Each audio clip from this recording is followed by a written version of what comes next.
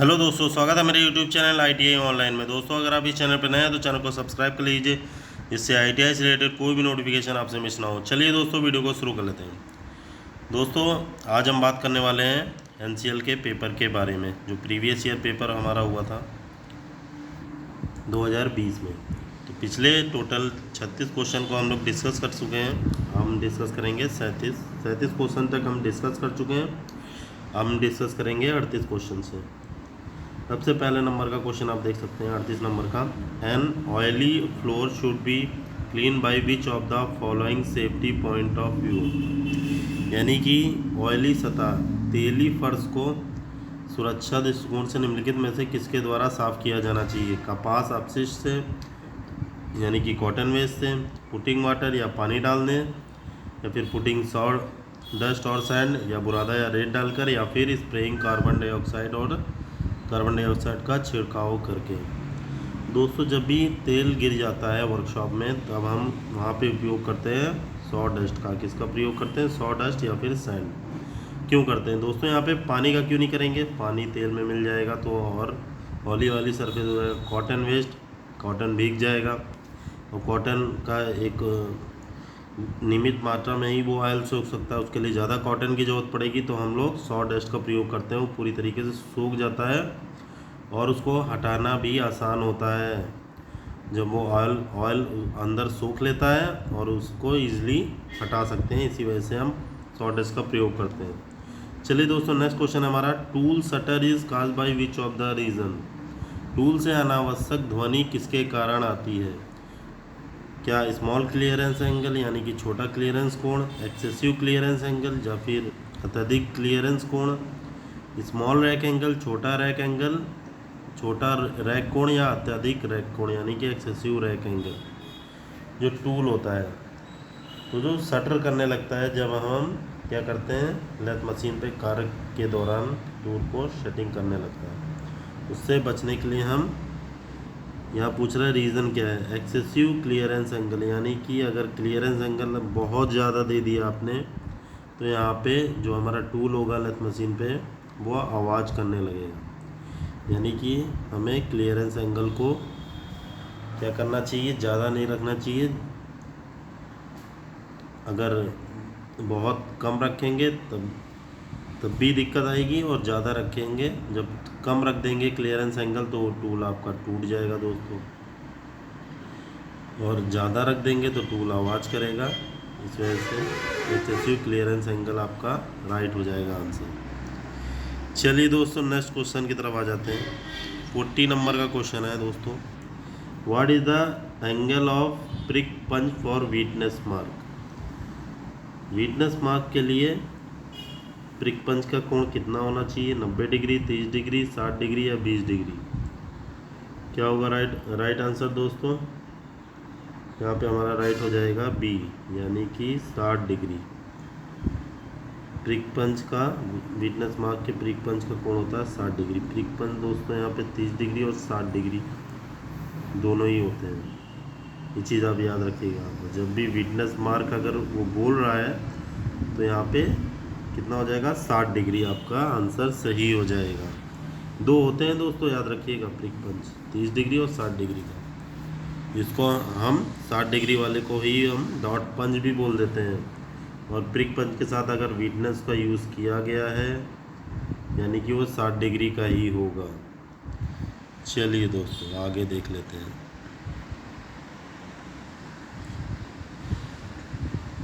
ये मैथ्स का क्वेश्चन है, जिसको हम बाद में डिस्कस करेंगे किसी अन्य वीडियो में। यहाँ पे हमारा मेन एम क्या है? फिटर के क्वेश्चंस को कवर करना। चलिए दोस्तों, यहाँ पे इनका क्वेश्चन है, which of the curved following is not a tool. Which of the following is not a tool, यानी कि निम्नलिखित में से कौन सा उपकरण नहीं है? Curve file, flat file, hand file, या फिर बॉक्स फाइल। तो इसमें बताना है कौन सा टूल नहीं है। तो इसमें राइट आंसर क्या हो जाएगा दोस्तों? Box file. इसमें से जो बॉक्स फाइल है वो हमारा कोई टूल नहीं होता है। यानी कर्व फाइल ये आपने देखी है, कर्व शेप में होती है। फ्लैट फाइल भी आपने देखी है, हैंड फाइल भी देखी है। बॉक्स फाइल होती है ऐसा कोई औजार नहीं होता है, यानी कि ये टूल नहीं है। चलिए दोस्तों नेक्स्ट क्वेश्चन देख लेते हैं। बहुत इम्पॉर्टेंट क्वेश्चन, और ये क्वेश्चन अक्सर एग्ज़ाम में पूछा जाता है। The size of an engineer vice is specify according to which of the following. ये क्वेश्चन आपको IRL में पूछा गया था 2022 के एग्ज़ाम में। ये क्वेश्चन आपको इसरो, DRDO पिछली भर्तियों में पूछा गया है। HAL, ONGC ये क्वेश्चंस को लगभग हर बार ये देते हैं। यहाँ पे इन्होंने पूछा है इंजीनियर वाइज का आकार किसके द्वारा विनिर्देश किया जाता है। Length of the movable jaw, गतिशील जॉ की लंबाई से। विड्थ ऑफ द जॉ की चौड़ाई से। हाइट ऑफ वॉइस की ऊंचाई से। या मैक्सिमम ओपनिंग ऑफ जॉ, यानी कि जॉ का अधिकतम खुलने से। तो इसका राइट आंसर क्या हो जाएगा दोस्तों? यहाँ पे हो जाएगा आपका राइट आंसर B, यानी कि विड्थ ऑफ द जॉ, यानी कि जबड़े की चौड़ाई से हम इंजीनियर वाइज का साइज़ पता करते हैं। या फिर अगर आपको खरीदनी होती है वाइज, तो हम जबड़े की चौड़ाई के आधार पे खरीदते हैं कि इतनी बड़ी चाहिए। ये वाला जॉब आपको फिट करना है 10 mm का, तो उस आधार पे 50 mm का, 1 मीटर 2 मीटर जो भी आपके जॉब रहते हैं, बड़े बड़े भी जॉब होते हैं, छोटे जॉब होते हैं, तो उसके आधार पे स्पेसिफाई किया जाता है जबड़े की चौड़ाई से। चलिए दोस्तों नेक्स्ट क्वेश्चन की तरफ आ जाते हैं। यहाँ पूछ रहा है which of the following device is use to pull heavy loads along the ground. Ground पर हैवी लोड को ले जाने के लिए किसका प्रयोग करेंगे? क्रेन एंड स्लिंग का, लेयर्स एंड रोलर का, विंचेस का, या ऑल ऑफ दीज का। दोस्तों यहाँ पे भारी जॉब को इन्होंने बोला है निम्नलिखित में से कौन सा उपकरण जमीन के ऊपर भारी भार खींचने के लिए उपयोग किया जाता है। तो जब भारी भार की बात होगी तो आपका विंचेस का प्रयोग करेंगे। किसका करेंगे? विंचेस। अब मान लीजिए बहुत बड़ी बड़ी मशीन होती है, तो उसको हम विंचेस के द्वारा एक जगह से दूसरी जगह ले जाते हैं। तो विंचेस और कुछ नहीं होता, एक मेटल का पीस होता है जिसको उस भारी मशीन के नीचे लगा के धकेला जाता है। लेयर्स एंड रोलर्स क्या होते हैं दोस्तों? ऐसे करके एक रोलर बने होते हैं, मशीन के नीचे से उसे घुमाते हैं। ऐसे ऐसे से घुमाएंगे तो मशीन भी आगे बढ़ेगी। इसके लिए 4-5 लोग की आवश्यकता होती है जो नीचे से घुमाते रहते हैं। क्रेन्स एंड स्लिंग्स तो आप जानते हैं, क्रेन से उठा लेते हैं। अब दोस्तों ये आपके दिमाग में आए क्रेन्स एंड स्लिंग क्यों नहीं हो सकता? दोस्त क्रेन की एक लिमिट होती है और हर जगह क्रेन को नहीं ले जाया जा सकता। संकीर्ण जगहों पे, जहाँ पे बहुत कम जगह होती है, तो वहाँ पे हम विंचेस का प्रयोग करते हैं। इस वजह से विंचेस आपका सही आंसर हो जाएगा। ऑल ऑफ द दीज भी हो सकता था, यानी कि हैवी डिवाइस को तो किसी से भी ले जा सकते हैं। यहाँ पे क्रेन्स एंड स्लिंग जो होगा वो एक तरीके से भी रॉन्ग हो जाएगा। ग्राउंड पे ही ले जाना है, ग्राउंड की सतह पे ही। चलिए दोस्तों नेक्स्ट क्वेश्चन की तरफ आगे बढ़ जाते हैं। यहाँ ये पूछ रहा है which of the following can not be use for taper turning. अब टेपर टर्निंग में किसका प्रयोग नहीं करेंगे? कंपाउंड रेस्ट मेथड का, फार्म टूल का, टेल स्टॉक ऑफसेट का, नन ऑफ दीज। यानी कि टेपर टर्निंग के लिए निम्नलिखित में से किसका प्रयोग नहीं किया जा सकता? कंपाउंड रेस्ट विधि, form tool, tell stock offset विधि, या इनमें से कोई नहीं। तो दोस्तों नन ऑफ दीज, यानी कि टेपर टर्निंग में कैन नॉट बी यूज, यानी कि इसमें से कोई भी सही नहीं है। कैन नॉट यानी कि सभी का प्रयोग हम कर सकते हैं टेपर टर्निंग में। किसका? कंपाउंड मेथड से भी टेपर टर्निंग कर सकते हैं, फार्म टूल से भी कर सकते हैं, टेल स्टॉक ऑप्शन मेथड से भी कर सकते हैं। यानी कि तीनों ही ऑप्शन यहाँ पे सही दिए गए हैं जिनसे टेपर टर्निंग संभव है। यहाँ पे कैन नॉट बोल दिया, ये बहुत इंपॉर्टेंट वर्ड होता है दोस्तों, उपयोग नहीं किया जा सकता है। यानी कि ये आपने ध्यान से नहीं सुना तो आप नन ऑफ दीज लगा के चले आओ, तो लगेगा नहीं भाई ये तो सभी करते टेपर टर्निंग। हाँ यही पूछ रहा है which of the following is use for taper turning, तो आप लगा देंगे compound rest, form tool, tell stock. हाँ भाई सभी है, तो नन ऑफ दीज आप कराएंगे। ये चीज़ें आपको एग्ज़ाम के दौरान ध्यान देने वाली चीज़ें होती हैं, जो कि प्रैक्टिस के से ही आपके माइंड में सेट होती हैं। चलिए दोस्तों, नेक्स्ट क्वेश्चन देख लेते हैं। यहाँ इन्होंने बोला है a typical locating device use for jigs and fixture for cylindrical job. Cylindrical job के लिए जिग्स और फिक्चर के रूप में उपयोग किए जाने वाला विशिष्ट लोकेटिंग डिवाइस क्या है? Drill jig, V block, mandrel या एंगल प्लेट। यहाँ पे जब भी सिलेंड्रिकल जॉब की बात होगी ना दोस्तों, तो यहाँ पे वी ब्लॉक आपको आँख बंद करके लगा देना है। सिलेंड्रिकल जॉब हमारा वी ब्लॉक पे ही पकड़ा जाता है। Typical locating device use as jigs and fixture for cylindrical job, यानी कि वी ब्लॉक आपका आंसर सही है। वी ब्लॉक हमेशा सिलेंड्रिकल जॉब को ही पकड़ने के लिए ही यूज़ किया जाता है। चलिए दोस्तों, नेक्स्ट क्वेश्चन देख लेते हैं। ये सारे ही मैथ्स के क्वेश्चंस उन्होंने पूछे थे, इस वजह से वीडियो लंबी ना हो, उस वजह से मैं आपको ये क्वेश्चंस नहीं करवा रहा हूँ। ये देखिए, यहाँ इन्होंने पूछा what is the SI unit of temperature. Temperature की एसआई यूनिट उन्होंने पूछी है, तो वो क्या होगी? Celsius, Fahrenheit, Kelvin. ई एसआई यूनिट, तो जो टेम्परेचर होता है ना दोस्त, ये सभी उसका यूनिट होता है। क्या होता है दोस्त? सभी उसके यूनिट होते हैं, यानी कि ऑल ऑफ दीज। चलिए दोस्तों, नेक्स्ट क्वेश्चन की तरफ आगे बढ़ जाते हैं। यहाँ इन्होंने पूछा है high carbon steel are machine during having tools having negative. High carbon steel are machine, high carbon steel के जो स्टील्स होते हैं उसको मशीनिंग किस टूल के द्वारा की जाती है? Negative rake angle, small rack angle, large rack angle या जीरो रैक एंगल। उच्च कार्बन स्टील के ऐसे उपकरण का उपयोग करके मशीनीकृत किया जाता है जिनका कोण नेगेटिव रैक कोण हो, छोटा पॉजिटिव रैक, बड़ा पॉजिटिव रैक या शून्य रैक कोण। जो हाई कार्बन स्टील के जो दोस्तों इन्होंने पूछा है टूल्स, ऐसे उपकरण का उपयोग करके मशीनीकृत जब हम करते हैं हाई कार्बन स्टील को, जो टूल यूज़ करते हैं उसमें रैक एंगल किस प्रकार दिया जाता है? तो उसका रैक एंगल होता है negative rake angle. High carbon steels की धातु पर हम नेगेटिव रैक एंगल के टूल का प्रयोग करेंगे, इसमें नेगेटिव रैक एंगल होना चाहिए।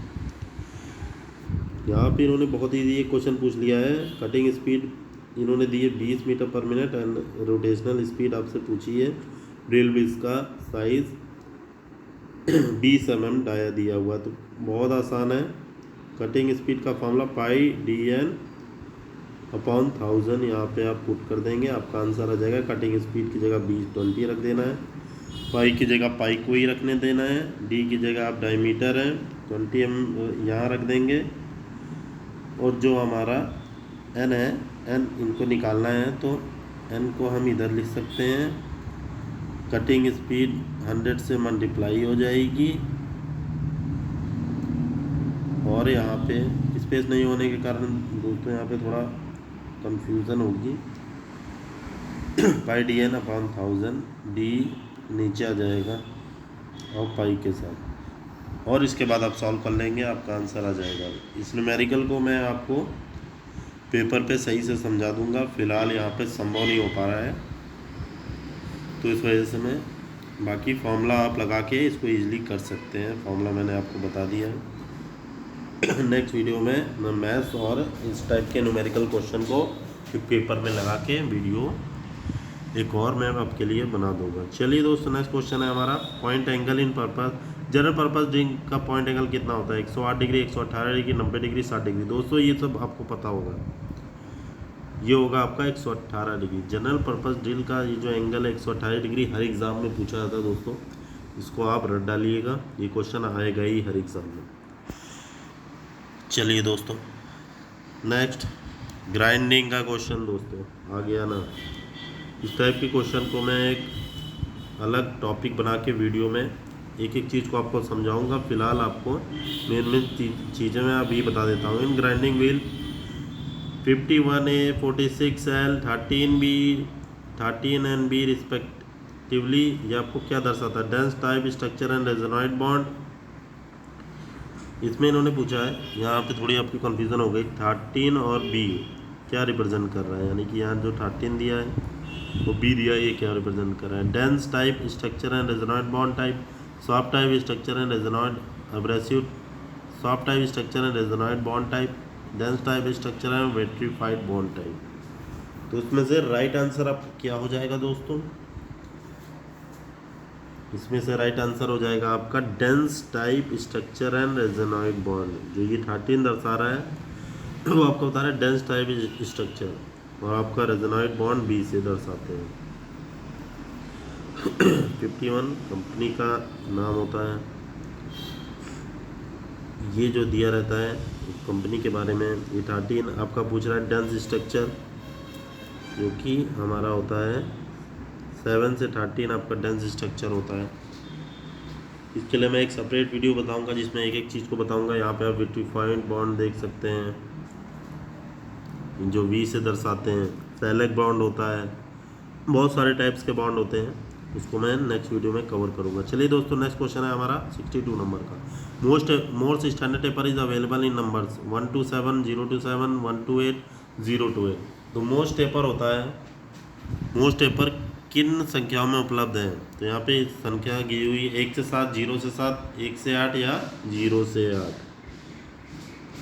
तो इसका हमारा राइट आंसर हो जाएगा दोस्तों यहाँ पे 0 से 7 होता है। जो मोस्ट टेपर दिया जाता है वो 0 से 7 होता है हमारा नंबर्स में। किसमें होता है? 0 से 7। देखिए टेपर के बारे में भी काफ़ी क्वेश्चंस है, इस पर एक सेपरेट वीडियोज़ में बनाऊंगा, उसमें मैं एक एक चीज़ को आपके लिए लाऊंगा और एक एक चीज़ को वहाँ डिस्कस किया जाएगा। फ़िलहाल टाइम कम है और इसका सिलेबस बहुत ज़्यादा है दोस्तों, तो इस चीज़ को अभी ना करके बाद में इस पर मैं एक वीडियो बना दूंगा। बाकी एक चीज़ आप याद रखिएगा, मोस्ट टेपर का यूज़ कहाँ कहाँ किया जाता है इसके बारे में आप कमेंट करिए। बाकी मैं इसका रिप्लाई तुरंत वीडियो के बाद में उसका रिप्लाई भी दूंगा, और फिलहाल मैं चाहूँगा कि आप लोग इसका रिप्लाई ज़रूर करें। चलिए दोस्तों, नेक्स्ट क्वेश्चन है हमारा। Included angle between flanks and Acme thread is 60 degree, 45 degree, 90 degree, 29 degree. तो एक्मे थ्रेड का एंगल कितना होता है दोस्तों? एक्मे थ्रेड का एंगल होता है 29 डिग्री। कितना होता है दोस्तों? 29 डिग्री। चलिए दोस्तों, मैट्रिक थ्रेड का दोस्तों कमेंट करके ज़रूर बताइएगा मैट्रिक थ्रेड का कितना होता है, और बीए थ्रेड का और मैट्रिक थ्रेड का। बाकी मैं कमेंट के बाद आपके आंसर्स दे दूंगा। चलिए दोस्तों, नेक्स्ट है हमारा the dimension of nut is express in terms of head of the bolt, four dia of the bolt, nominal dia of bolt या पिच डाया ऑफ बोल्ट। यहाँ इन्होंने पूछा एक नेट का आयाम किस संदर्भ में व्यक्त किया जाता है।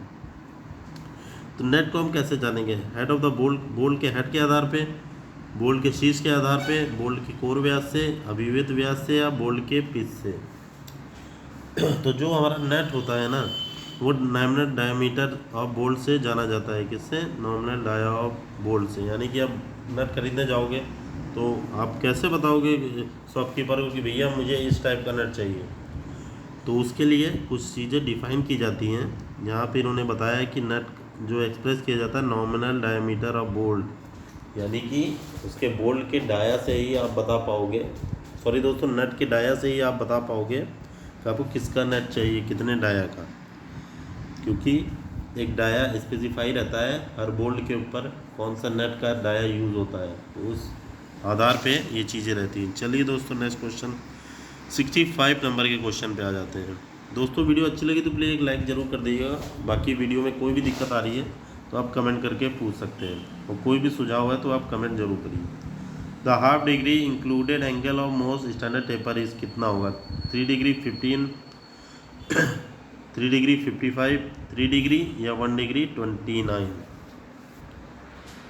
29 मिनट। दोस्तों यहाँ पे कॉमा लगा हुआ है, इस वजह से यहाँ पे ये जो ये दिया हुआ है ये मिनट का साइन दर्शाता है। यहाँ पे गलत दिया है दोस्तों, ये देख लीजिएगा सेमी कॉलन, यहाँ पे थोड़े सही हिंदी में दर्शाया है यहाँ पे। तो इसका राइट आंसर क्या हो जाएगा दोस्तों? 65 नंबर का राइट आंसर हो जाएगा 1 डिग्री 29 मिनट। क्या हो जाएगा? 1 degree 29 minute. The half included angle of most standard taper, half included angle यहाँ पे 1 डिग्री 29 मिनट होगा। दोस्तों ऐसे ही कुछ क्वेश्चन पूछे जाते हैं, उसमें मैं टॉपिक पे वीडियोस टॉपिक वाइज लाने वाला हूँ, तो चैनल को सब्सक्राइब कर लीजिएगा।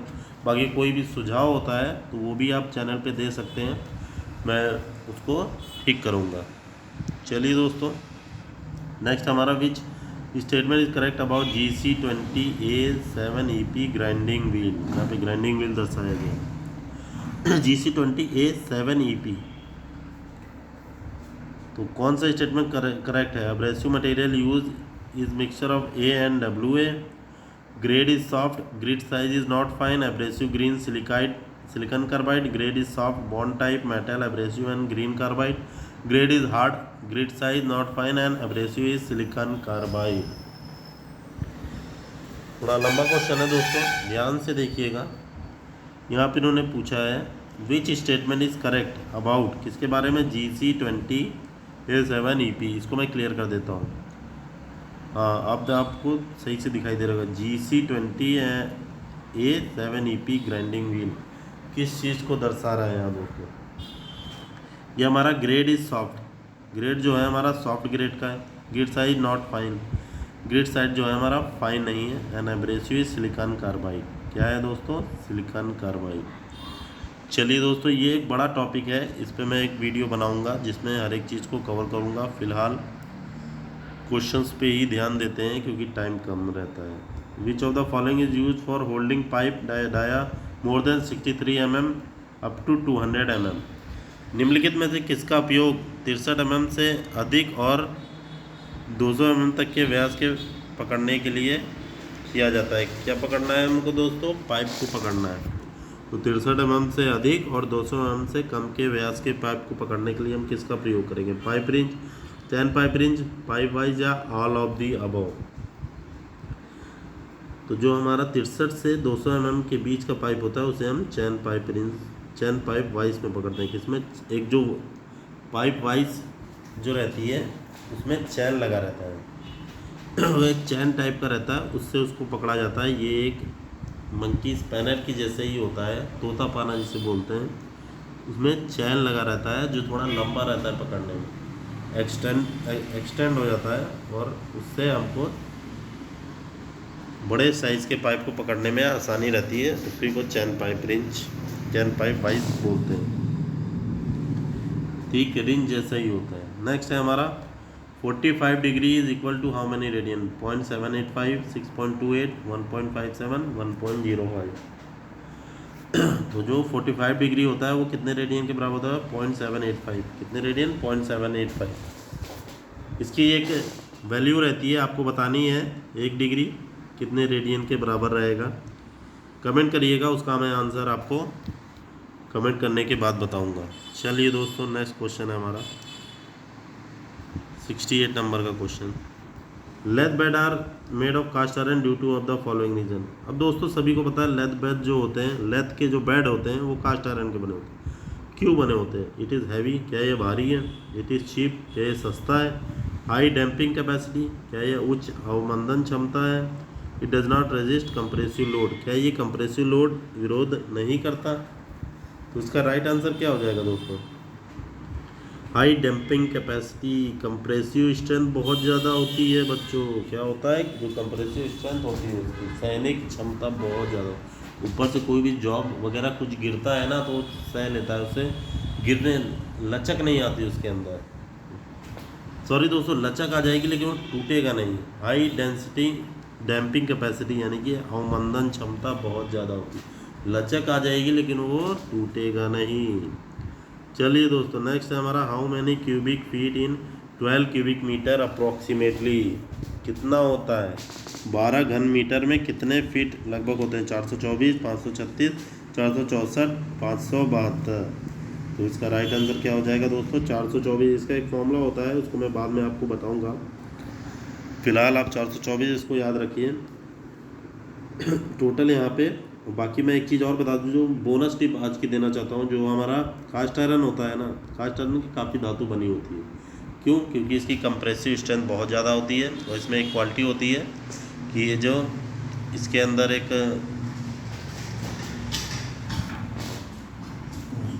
ये जो इसकी कटिंग करते हैं ना, तो इसको कटिंग के लिए कोई फ्लूइड की ज़रूरत नहीं पड़ती है सूखी हवा में, यानी कि कोई चीज़ की ज़रूरत नहीं है, डायरेक्ट इसकी कटिंग कर देते हैं। उसकी कटिंग करना काफ़ी आसान रहता है। प्लस कास्ट आयरन का एक और फ़ायदा आपको मैं बताना चाहूँगा, ये फ़ायदा होता है कि कास्ट आयरन के जितने मशीनी उपकरण होते हैं सब कास्ट आयरन के बनाए जाते हैं, जिससे कि उसकी बॉडी स्ट्रांग रहती है। तो ये थी आज की बोनस ट्रिप। वीडियो अच्छी लगी तो प्लीज़ एक लाइक और चैनल को ज़रूर सब्सक्राइब कर लीजिएगा। बाकी मैं ऐसे ही प्रीवियस ईयर क्वेश्चन पेपर आपके लिए लाता रहूँगा। ये क्वेश्चन पेपर आपको पूरे यूट्यूब पे कहीं नहीं मिलेगा। काफ़ी इसके लिए काफ़ी चीज़ें मैंने यहाँ से देखी ढूंढी है। तो वीडियो अच्छी लगी तो प्लीज़ एक लाइक, चैनल को ज़रूर सब्सक्राइब कर लीजिएगा। मिलते हैं नेक्स्ट वीडियो में। जय हिंद।